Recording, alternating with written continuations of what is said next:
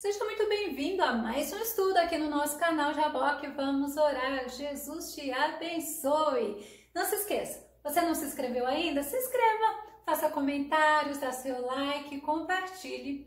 E Jesus, ele nos ensina através dos seus milagres. Pode ter certeza, todos os milagres que Jesus fez tinham um propósito. Vamos ver logo após a vinheta.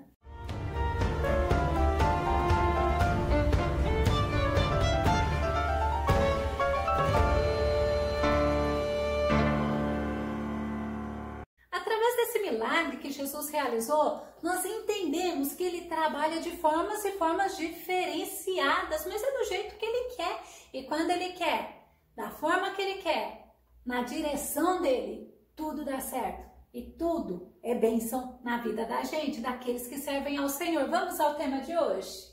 Visão distorcida, uma cura progressiva.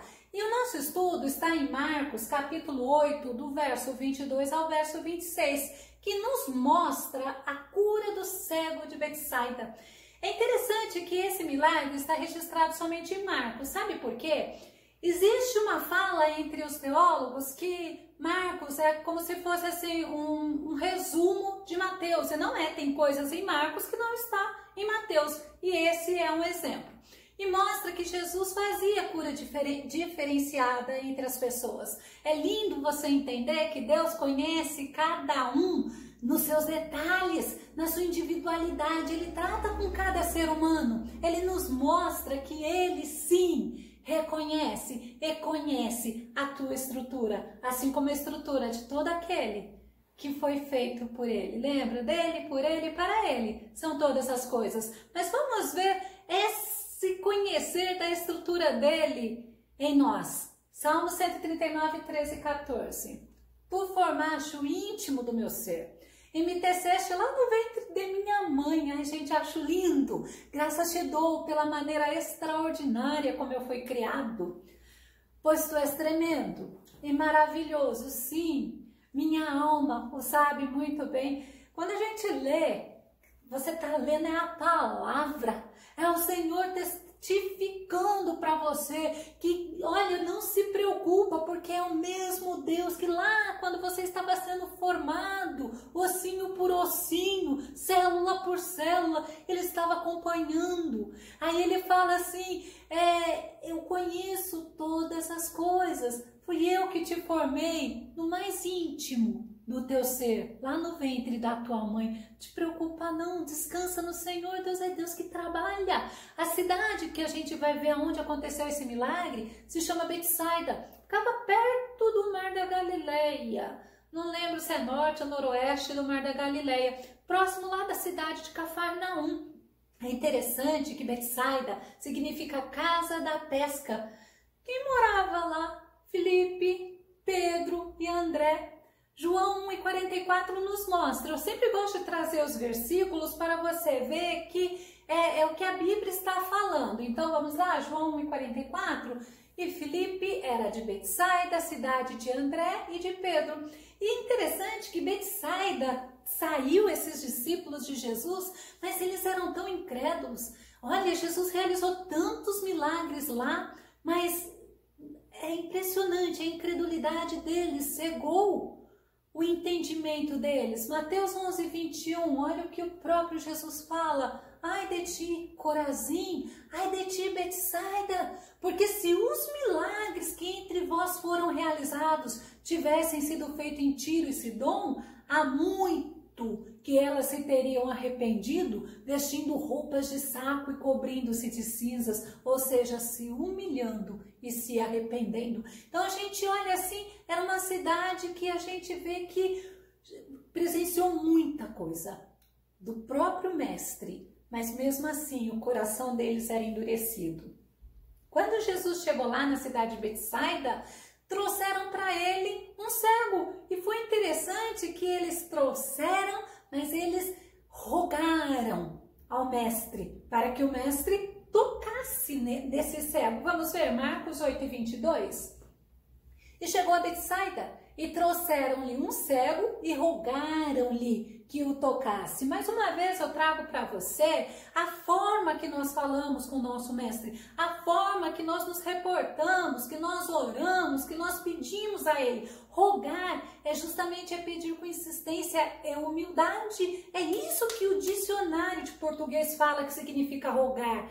É suplicar, é implorar, é estar, é pedir. E era comum, a gente vai ver no próximo exemplo, as pessoas chegarem para Jesus e rogar para Jesus fazer um milagre. Marcos 7,32 para a gente ver. E trouxeram-lhe um surdo que falava dificilmente e rogaram-lhe que pusesse a mão sobre ele. E aí nós olhamos assim e falamos, eita, é assim que o Senhor ele nos atende quando nós clamamos, quando nós rogamos, quando nós insistimos mais humildemente a ele. E as pessoas que trouxeram o cego, elas podiam estar com duas coisas. Primeiro, demonstrando fé. A gente vai, leva para Jesus, porque Jesus vai fazer milagre, porque Jesus é misericordioso. E a outra intenção, e nós vamos ver o trabalhar de Jesus mais uma vez.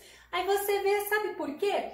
Hebreus 11:6, porque sem fé é impossível agradar a Deus. Se eles não crescem que Jesus podia fazer milagre, eles não iriam levar aquele cego para Jesus operar. Inclusive, nós vamos ver que aquele cego ele não era daquela cidade. Mas o que aconteceu, voltando em Hebreus 11:6? Sem fé é impossível agradar a Deus, pois quem dele se aproxima precisa crer que ele existe e que recompensa aqueles que o buscam. Olha, é nós que temos a ganhar servindo a Jesus, e muito mesmo, não somente aqui nesta vida, mas no porvir, ou seja, nós temos, como a Bíblia fala, mansões celestiais preparadas para nós, e pode ser a qualquer momento esse arrebatamento. Voltando à história aqui do cego, e a multidão, ela rogou para que Jesus tocasse aquele cego, para que Jesus mostrasse a sua compaixão, para que Jesus mostrasse a sua misericórdia. Eles já sabiam que Jesus era misericordioso porque eles viveram essa demonstração de Jesus. Lá em Betsaida, Jesus fez a multiplicação dos 7 pães e alguns peixes. E lá em Betsaida, essa multiplicação alimentou aproximadamente 4.000 homens. E disso tudo ainda sobrou 7 cestos grandes e cheios de pães e de peixes.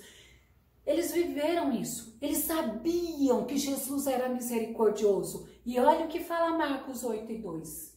Eles, numa conversa de Jesus com os discípulos, eu tenho compaixão da multidão, porque há já 3 dias que estão comigo e não tenho o que comer. Multidão. Olha a multidão. E Jesus se compadeceu. E Jesus agiu, fez essa multiplicação, deu alimento para todo aquele povo. E o ato de Jesus tocar era justamente isso. O toque de Jesus é um toque de compaixão, de misericórdia. Aquelas pessoas, elas queriam ver isso. Marcos 1:41. E Jesus, movido de grande compaixão, estendeu a mão e tocou e disse-lhe, quero ser limpo. Jesus tinha estratégias. E olha como Jesus fez essa cura que fala em Marcos 1:41. Mas a gente olhar um pouquinho, Jesus curou alguns cegos. No ministério terreno de Jesus, nós vimos que a forma dele curar, nenhuma foi igual à outra. Em relação aos cegos, vamos entender quando Jesus cura o cego de nascença. É um estudo que eu estou assim, querendo muito fazer, mas eu faço a hora que Jesus fala, faça. Porque ele tem um propósito. João 9:6. Então, tendo dito essas palavras, olha o que Jesus fez. Cuspiu no chão, fez barro com a saliva. Em seguida, ele pegou e ungiu os olhos do cego com aquela mistura. Ou seja, uma forma diferente. Ele fez lodo, ele misturou a saliva com o barro e pôs no olho do cego. Jesus, ele age como ele quer. Já com o cego Bartimeu, ele fez diferente. Marcos 10:52. E Jesus lhe disse, vai, a tua fé te salvou. E logo viu e seguiu a Jesus pelo caminho. Já com o cego Bartimeu, Jesus usou o que? A palavra. A palavra, basta uma palavra. E ele fez desse jeito, usando a palavra com o cego Bartimeu. Jesus tem todo o poder e ele fala: todo o poder é me dado no céu e na terra. Vamos ver com os dois cegos, Mateus 9:29. E tocou então os olhos deles e dizendo: seja-vos feito segundo a vossa fé. Aí o que Jesus fez com os dois cegos? Foi o toque da mão dele. Então nós vimos que com um, Jesus fez o lodo, usou a saliva. No outro, Jesus, ele tocou. E no outro, Jesus usou a palavra. Mas com esse, Jesus fez diferente. Marcos 8:23. E tomando o cego pela mão, olha que tremendo, levou-o para fora da aldeia, cuspindo-lhe nos olhos. Aí você fala assim: credo, que nojo. Ah, eu não teria nojo, não. É o meu Jesus.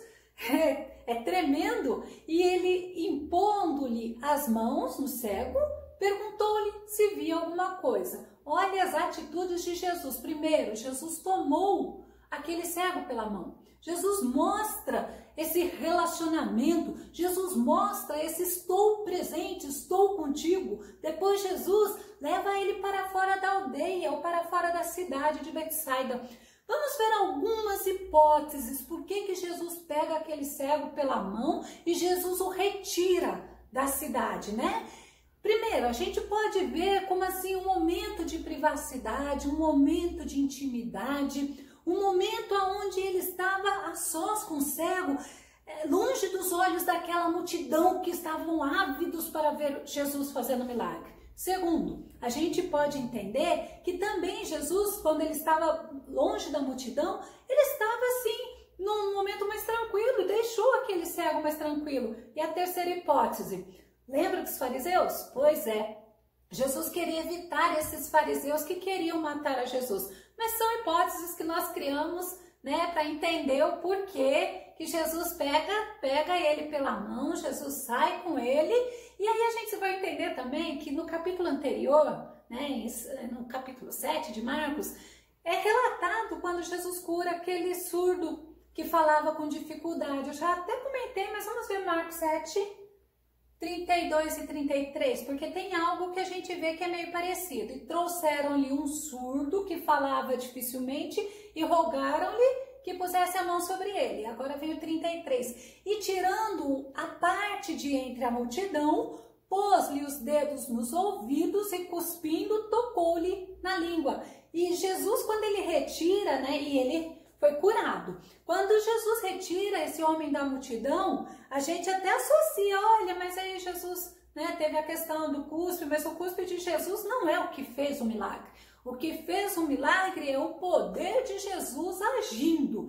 O cuspe nos olhos, a gente entende o seguinte, segundo os historiadores, eu gosto de trazer para você pensar, poderia ser assim, como é cego, né, ia sentir a umidade, ia sentir que Jesus estava fazendo algo. O fato da umidade nos olhos mostra assim, opa, Jesus está fazendo, tem algo, né? Além do toque, porque Jesus já trouxe ele pela mão.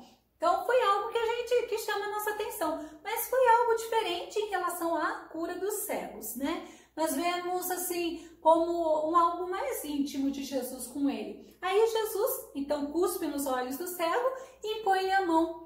O toque das mãos de Jesus é interessante. Eu já acho que é lindo você ter esse privilégio, né, de sentir o toque de Jesus. E Jesus pega e pergunta para ele. Jesus faz uma pergunta, né, se ele estava vendo alguma coisa. Eu gosto muito de entender esse relacionamento, essa conversa, é um diálogo. É um relacionamento. A oração é isso, é um diálogo, é um momento de relacionamento. E por que não dizer um momento de intimidade com Jesus, com Deus? E Jesus mostra também que ele tratou individualmente, particularmente, assim como ele faz conosco, assim, um relacionamento mais profundo. Ele nos trata e nos trata no privado. Mateus 6:6. Tu, porém, quando orares, vai para teu quarto e após ter fechado a porta, orarás a teu pai que está em secreto, e teu pai que vê em secreto te recompensará plenamente. Já pensou esse movimento de Jesus com esse cego? O que podia estar passando na cabeça daquele cego? Nós vemos Deus chamando ele para um relacionamento diferente. Agora eu quero te dizer, na autoridade do Senhor, Deus também te chama para um relacionamento de profundidade, para um secreto. Deus te chama para um tratar contigo no particular. E vale a pena. Esse cego, ele experimentou esse tratamento especial e particular de Jesus. Ele experimentou, saiu do meio da multidão. E Jesus faz uma pergunta para ele. Segundo os teólogos, o que Jesus estava realmente perguntando para ele é assim: ei, você está conseguindo discernir o que está acontecendo? Esse discernir, você está conseguindo entender? Por isso que logo no versículo seguinte o cego responde dessa maneira, Marcos 8:24. Nós temos um estudo sobre discernimento, e aí a gente vê essa questão, você está conseguindo discernir? Então Marcos 8:24 fala assim: e levantando ele os olhos, disse, vejo os homens. No entanto, todavia, porém, pois os vejo como árvores que andam. Vejo homens como árvores que andam. Para um pouco para pensar. Possivelmente, olhando por essa afirmação, como assim árvores andando? Eu nunca vi uma árvore andando, Eu acho que nem vou ver. Mas você vê assim, dá a entender que esse homem, ele não perdeu, ele não nasceu, não foi um cego de nascença. Ele pode ter perdido gradativamente e pode ter, assim, associado olha, eu só estou vendo, mas para mim é tudo a mesma coisa. Ele não estava com discernimento certo, era o que ele estava conseguindo distinguir, não estava claro, aquele milagre também não estava completo. E esse cego, ele estava nesse processo de cura. Tem coisas que Deus faz instantaneamente. Eu já presenciei curas instantâneas. Eu já vivi curas instantâneas. E tem coisas que ele faz gradativo. Tem curas também que ele faz gradativamente. Eu também já presenciei e eu já vivi. Por isso que dá pra gente entender. Só que uma coisa é muito importante. É necessário você crer. Quando você olha para a situação, tem situação que vai parecer distorcida. Quando ele fala homens andando como árvores, tem situação que você precisa pedir discernimento para o Senhor. E Paulo fala em relação à cura gradativa, ou seja, a coisas que não são imediatas, que são um processo. Filipenses 1:6 fala assim: e estou plenamente convicto, olha a fé de Paulo, de que aquele que iniciou a boa obra em vós há de concluí-la até o dia de Cristo Jesus. Agora o autor de Hebreus, no capítulo 10:35, fala assim: portanto, não abandoneis a vossa confiança, pois nela há grandioso galardão. Ousa confiar, ousa crer, ousa depender do Senhor, porque você vai ver que aquele que já começou a boa obra, ele termina, ele conclui. Nós sabemos que nós estamos caminhando para o céu, mas ainda não chegamos lá. Nós temos certeza que aquele que começou, que nos sustenta, vai nos levar até aquele dia, porque é ele que nos sustenta. E como o próprio Jesus falou para Paulo, é a graça do Senhor que é suficiente na nossa vida. Marcos 8:25 fala assim: depois disto, voltando ao cego, tornou a pôr-lhe as mãos sobre os olhos e o fez olhar para cima. Eu fico imaginando Jesus pegar o rosto desse cego e virar para cima. E ele ficou restaurado e viu a todos claramente. Jesus tinha poder para fazer imediatamente. Mas lembra que eu comecei falando que todos os milagres de Jesus têm um propósito? Eu não sei qual é a lição que você está tendo nesse estudo, mas para mim eu vejo a questão até do discernimento, a questão de Jesus falar, de Jesus não fazer do jeito que a gente quer. E ele mostra na palavra dele, ele está no controle de todas as coisas. Jesus, quando novamente ele põe a mão nos olhos desse cego, que não é mais cego agora, Porque Jesus o restituiu a visão. Uma visão totalmente restaurada. Mas Jesus ainda fala para ele assim, só que tem uma coisa. No 8, verso 26. Vai para a sua casa. E mandou-o para a sua casa dizendo, não entres na aldeia, nem o digas a ninguém na aldeia. Às vezes a gente vê que já teve umas situações de cura mesmo, que Jesus fala, ó, vai lá se apresentar ao sacerdote, ó, vai lá se apresente à tua família. São atitudes que chamam a nossa atenção, né? Ué, mas por que Jesus não queria que todos vissem que ele fez milagre? Gente, Jesus, ele não estava fazendo show para ninguém.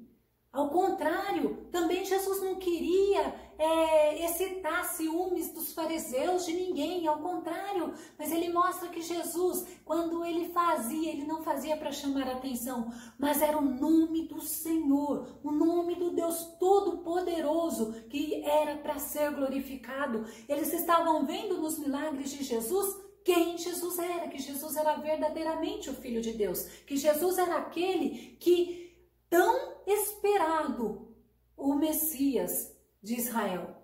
Então Jesus não fazia para chamar atenção, mas ele fazia para o nome do Deus Todo-Poderoso ser glorificado. Ele fazia porque ele era misericordioso. Ele fazia porque ele nos mostra que este homem que foi cego, ele era um homem que precisava da misericórdia do Senhor. E aí a gente pode entender nesse versículo que esse cego não era da cidade de Betsaida.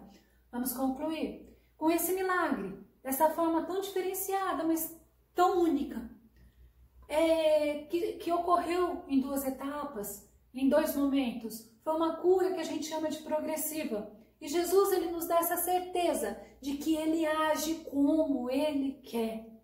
E que o que eu preciso fazer, que é a minha parte, é crer. Vamos entender quando Jesus fala em João 11:40, disse-lhe Jesus, eu não te dito que se creres, verás a glória de Deus? Aí a gente fica com aquela pergunta, você pode crer? Porque se você crer, pode ter certeza, não vai ser do seu jeito, não vai ser no seu momento, mas você vai ver o agir de Deus para que o nome dele seja glorificado. Só concluindo, quando ele vê esses homens como árvores andando, é muito interessante você parar para pensar. Nos traz reflexão até mesmo de dificuldade de percepção. Mas ele via o quê? Movimento. Não dá na obra de Deus, para servir a Deus, eu ficar parada. Ao contrário, existe um movimento no reino espiritual. Agora você quer algo tremendo que Deus manda te dizer? Deus está fazendo um movimento a teu favor. Creia nele. Tudo é possível ao que crê. Que o Senhor Jesus te abençoe. Até o nosso próximo estudo aqui no nosso canal. Jaboque, vamos orar. Fique com Deus, Deus te abençoe.